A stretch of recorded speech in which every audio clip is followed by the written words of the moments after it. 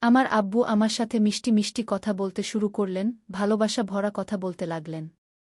তারপর হঠাৎ করেই তিনি সেই কথা বলে ফেললেন যা আমি জানতে চাইছিলাম। সেই কথা শুনে আমার পায়ের নিচ থেকে মাটি সরে গেল। তিনি বলতে লাগলেন যে আমার আম্মি, অর্থাৎ তার স্ত্রী, তাকে সেই সুখ দিচ্ছেন না যা প্রত্যেক পুরুষ খোঁজে। আব্বুর কথা শুনে আমার তার উপর খুব দয়া হল। আমি তাকে ভালোবাসায় জড়িয়ে ধরে বললাম, আব্বু, আপনি চিন্তা করবেন না, আমি তো আছি আপনার সেবা করার জন্য।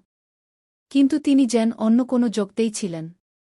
এতটা শোনার পর আমার আব্বু আর থাকতে পারলেন না এবং উপরে থেকে কয়েক দিনের ক্ষুধার্ত তিনি নিজেকে নিয়ন্ত্রণ করতে পারলেন না। এবং তারপর আমার না মানা সত্ত্বেও। বন্ধুরা, আপনাদের আবারও স্বাগতম আমাদের আজকের মনোমুগ্ধকর গল্পে। আমাদের আজকের গল্পটি আমার এবং আমার আব্বুজির সত্যিকারের গল্প। বন্ধুরা, আমার নাম জোয়া এবং আমরা পাঞ্জাবে থাকি। আমাদের বাড়িতে ৫ জন থাকি, আমার আম্মি, আব্বু এবং আমার দাদা দাদি। আমি আমার আম্মি আব্বুর একমাত্র মেয়ে, তাই তারা আমাকে খুব আদরযত্নে বড় করেছেন। আমার বয়স এখন ১৮ বছর এবং যখন আমার বয়স ১৬ বছর ছিল তখন আমার আব্বু আমার সাথে। আমার আব্বু দেখতে খুব সুন্দর, তার বয়স এখন ৫৫ বছর, কিন্তু তিনি দেখতে ঠিক ৩০ বছরের ছেলের মতো। আমার আম্মির বয়স ৪০ বছর, তিনি দেখতে খুবই সুন্দর, কিন্তু তার চিন্তাভাবনা পুরনো ধাঁচের। তিনি একজন সাধারণ ও সরল মহিলা, যিনি তার বেশিরভাগ সময় রান্নাঘর এবং ইবাদতে কাটিয়ে দিতেন। তিনি দাদা-দাদির, অর্থাৎ তার শ্বশুর-শাশুড়ির খুব সেবা করতেন এবং আব্বুকে একদমই সময় দিতে পারতেন না। আপনাদের জানাই যে আমার আব্বুর নিজের ব্যবসা ছিল।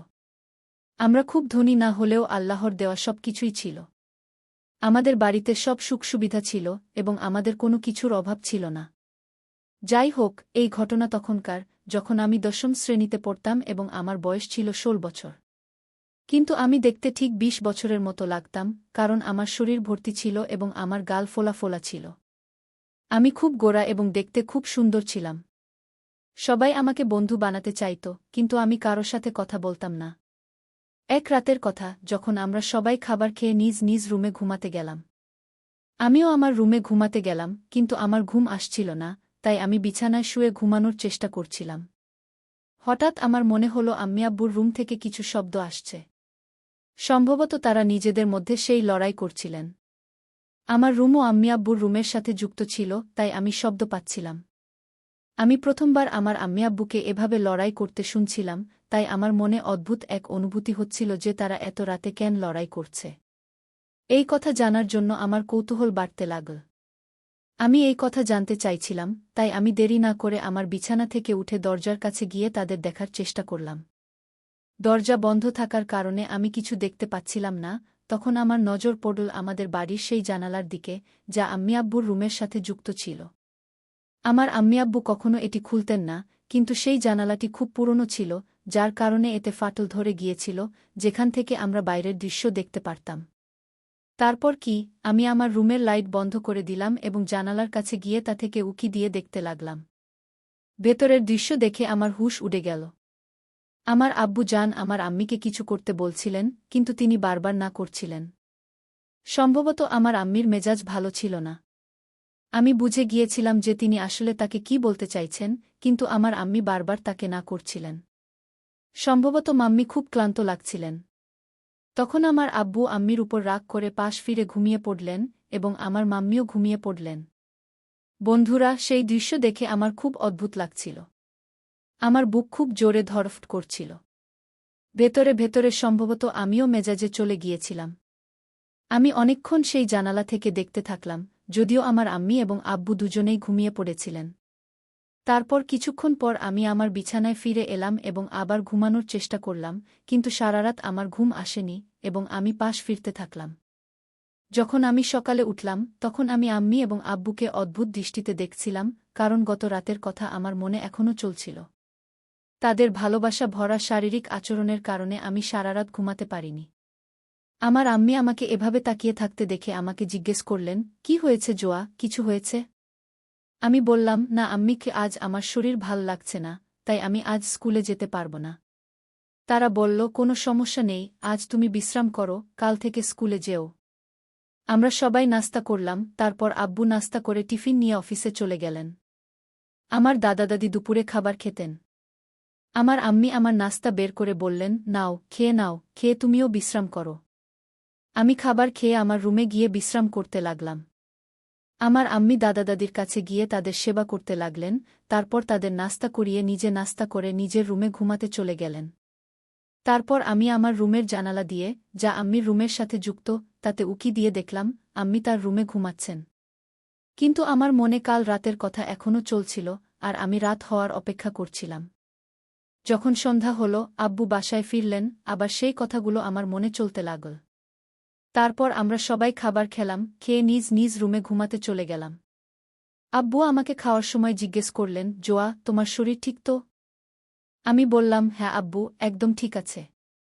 তখন হঠাৎ আমার মুখ দিয়ে সেই রাতের কথা বেরিয়ে গেল। আমি বললাম, আপনারা দুজন রাতে কেন ঝগড়া করছিলেন? আব্বু অবাক হয়ে বললেন, কখন, কোথায়, কাদের সাথে? তারপর আম্মি আব্বুর মুখের দিকে তাকালেন, আর আব্বু অবাক ছিলেন যে আমি এটা কিভাবে জানলাম। আমিও এই কথা শুনে ঘাবড়ে গিয়েছিলাম যে আমার মুখ দিয়ে এটা কি বেরিয়ে গেল। কিন্তু আমি বুদ্ধি খাটিয়ে কথা সেখানেই ঘুরিয়ে দিলাম আর বললাম, আমার রুমে রাতে শব্দ হচ্ছিল, মনে হচ্ছিল যেন আপনারা দুজন ঝগড়া করছেন। তখন আব্বু বললেন, ওহ না, সেটা তেমন কিছু নয়। আমি বললাম, ঠিক আছে। তারপর আমি আমার রুমে ঘুমাতে চলে গেলাম, আর আম্মি আব্বুও তাদের রুমে ঘুমাতে চলে গেলেন। তখন আব্বু আম্মিকে বলতে লাগলেন, তাই তো আমি বলি, কম চিৎকার করো, তোমার কিছুই বোঝার নেই। বাসায় আমাদের মেয়েও থাকে, সে এখন বড় হয়ে গেছে, আমাদের সতর্ক থাকা উচিত আর তারও খেয়াল রাখা উচিত। আম্মি বললেন, হ্যাঁ, আপনি ঠিক বলছেন। আম্মি কালকের জন্য বলতে লাগলেন, তারপর আব্বু আবার কালকের কথা নিয়ে জিদ করতে লাগলেন। আম্মি আবার সেই একই নাটক শুরু করে দিলেন আর মানা করতে লাগলেন। তখন আবার সেই সব হতে লাগল, আর শব্দ আমার রুমে আসতে লাগল। এখন আমার রাতে ঘুম আসছিল না, তাই আমি ভাবলাম, আজ আমি এই জানালা দিয়ে দেখব, আমার আব্বু কি নিয়ে আম্মির সাথে ঝগড়া করেন। যখন শব্দ আসা শুরু হল, আমি জানালা দিয়ে উকি দিয়ে দেখতে লাগলাম। তখন জানতে পারলাম, আজ আবার আব্বু সেই একই জিনিসের জন্য জিদ করছেন, আর আমার আম্মি তাকে মানা করেছেন। কিন্তু আজ আব্বু খুব রেগে গিয়েছিলেন। পরের সকালে আব্বু আমাকে বললেন, চলো, আজ আমি তোমাকে স্কুলে রেখে আসি। যখন তিনি আমাকে স্কুলে রেখে আসতে এলেন, তখন তিনি আমাকে অদ্ভুতভাবে দেখছিলেন। আমি বুঝতে পারছিলাম না, তিনি আমাকে কেন এমনভাবে দেখছেন। আমি আব্বুকে জিজ্ঞেস করলাম, কি হয়েছে আব্বু, আজ আপনি আমাকে এমনভাবে দেখছেন, কিছু বলতে চান? আব্বু বললেন, না কিছু না, এমনি আমি একটু চিন্তিত আছি। আমি বললাম, বলুন না আব্বু, কি হয়েছে, আপনি কি নিয়ে এত চিন্তিত? তখন আব্বু বললেন, চলো, প্রথমে আমি তোমাকে ভালো মিষ্টি খাওয়াই। তিনি আমাকে মিষ্টির দোকানে নিয়ে গেলেন আর সেখানে আমাকে ভালো ভালো মিষ্টি খাওয়ালেন, আমি খেলাম। তারপর তিনি বললেন, চলো, এখন আমি তোমাকে একটি ড্রেসও কিনে দিই। আমি বুঝতে পারছিলাম না, আব্বু কেন এমন বলছেন। কিন্তু যখন আমি এই সত্যিটা জানতে পারলাম, আমার হুঁশ উড়ে গেল। কিন্তু আমি খুব খুশি ছিলাম, কারণ আব্বু আমাকে নতুন জামা দিয়েছিলেন, মিষ্টিও খাওয়ালেন। আমি বললাম, আব্বু বলুন, আপনি কিছু চিন্তিত ছিলেন। আব্বু বললেন, হ্যাঁ জোয়া, আমি ব্যবসা করি, তাতে আমার কারো সাহায্য দরকার হয়।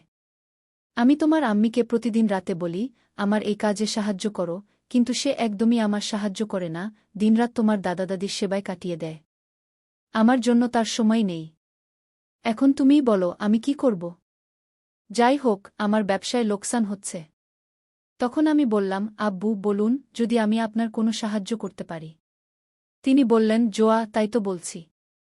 আমার আব্বু যে ব্যবসা করতেন, তাতে সস্তার জিনিস একপাশে আর দামি জিনিস একপাশে রাখতে হতো। শুধু এতটুকু সাহায্য চাই।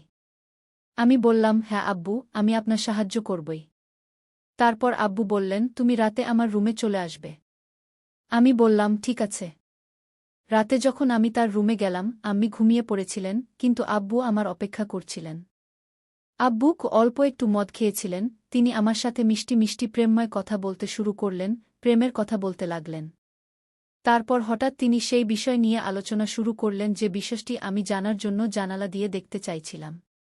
সেই কথা শুনে আমার পায়ের নিচ থেকে মাটি সরে গেল, যে আমার আম্মি অর্থাৎ তার স্ত্রী তাকে সেই সুখ দিচ্ছেন না যা প্রত্যেক পুরুষ খোঁজে।